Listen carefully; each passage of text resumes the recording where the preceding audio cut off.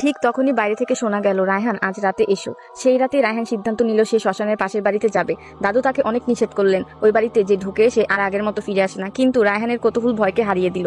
রাত 12টা, চারপাশে ঘন কুয়াশা। হাতে একটা টর্চ নিয়ে রায়হান শ্মশানের দিকে হাঁটতে লাগলো। হঠাৎ তার মনে হলো কেউ যেন তার পেছনে হাঁটছে। টুক টুক টুক, সে পেছনে তাকালো, কেউ নেই, কিন্তু মাটিতে ভেজা পায়ের ছাপ দেখা যাচ্ছে, যেন অদৃশ্য কেউ তার সঙ্গে সঙ্গে এগিয়ে যাচ্ছে। কিছুক্ষণ পর সে পৌঁছে গেল সেই ভাঙা বাড়ির সামনে। বাড়িটা আগের চেয়ে আরো ভয়ঙ্কর লাগছিল। জানালাগুলো ভাঙা, দেওয়ালে কালো দাগ, আর সামনের দরজাটা অর্ধেক খোলা। ক্যাচ! বাতাসে দরজাটা ধীরে ধীরে নড়ছে। রায়হান সাহস করে ভেতরে ঢুকলো। টর্চের আলোয় সে দেখলো ঘরের সব আসবাবপত্র ধুলোয় ঢাকা, কিন্তু আশ্চর্যের বিষয়, মেঝেতে নতুন পায়ের ছাপ, যেন কিছুক্ষণ আগে কেউ এখানে হেঁটেছে। সে ছাপ অনুসরণ করতে করতে একটা বন্ধ ঘরের সামনে এসে দাঁড়ালো। ঘরের দরজায় লাল রঙে লেখা, খুলবে না। রায়হান বুক কেঁপে উঠলো। তখন তার কানে ফিসফিস করে একটা মেয়ে গলা ভেসে আসলো, দরজাটা খোলো। সে চারপাশে তাকালো, কেউ নেই। আবার সেই গলা, আমাকে বের করো। রায়হান ধীরে ধীরে দরজায় হাত ধরলো।